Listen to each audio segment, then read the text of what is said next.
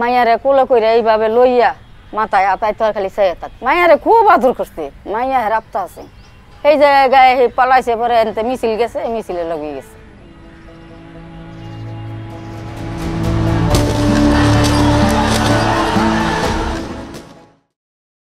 পরে আমি বিচারতে স্টানে গেছি। পরে একজনে কইতেছে কাকি কাটে বিচারেন সুজন ভাইয়েরে।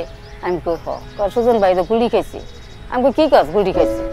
পরে এনতে মানুষ ডাকাডাকি করে যে চাচারে লইয়া আমরা 3 মাইজি গেছি রিস্কাদা গিয়ে ওই রাস্তার লগে যে রহমানের গলির মধ্যে ঢুকছি রিস্কাদা। পরে বন্ধুরা খারে দিছি, কয় দাঁড়ান আপনি কি সুজনের বোন না? কয় হ। আমার বাইক কই? আপনার বাইক তো নাই, এই যে মোবাইলে। উড়াটা একটা রাখছে এই জায়গায়, আর একটা এই জায়গাটা লাগিয়ে পারতে পারি। অনেক তো আমার পুতো নাই, আমার জিয়েতেরা আমি মরে গেলে কেউই নেই।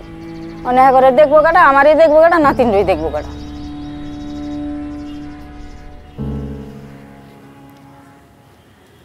আজকে ফারহানের কলেজে আসলাম।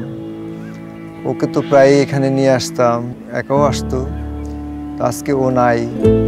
ওর সহপাঠীদের যখন দেখি যে ওরা ক্লাসে ঢুকতেছে, তখন স্বাভাবিকভাবে আমার বুকটা দুমড়ে মুচড়ে ভেঙে যেতে চায় যে আজকে তো আমার ছেলে থাকলেও ও তো ক্লাসে যেত। এই যে একটা কষ্ট, এটা আমাদের সারাটা জীবন বয়ে বেড়াতে হবে। একজন পিতা হিসাবে এই কষ্টটা আমাদের আসলে কোনো দিনই লাঘব হওয়ার নয়।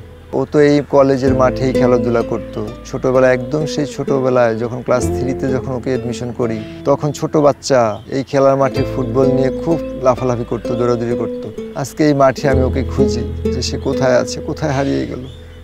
ফারহান ওর ফেসবুকের বায়োতে লিখেছিল যে one day you will leave this world behind, so leave a life you will remember. আমার ছেলে যে এইভাবে মেমোরাইজ হবে, জীবন দিয়ে সে মেমোরাইজ হয়ে থাকবে, এটা তো কখনোই ভাবা হিসাবে ভাবতে পারিনি। যারা এই ম্যাসাকার বা জুলাই হত্যাকাণ্ড চালিয়েছে তাদেরকে যেন অনতিবিলম্বে বিচারের আওতায় আনা হয়, আমরা যেন অ্যাটলিস্ট তাদের বিচারটা দেখে যেতে পারি। কতটা তুমি হারালে বন্ধু, কেঁদেছে অন্তর। জানো না তুমি হারাবার ব্যথা, জানে পলাশির প্রান্ত।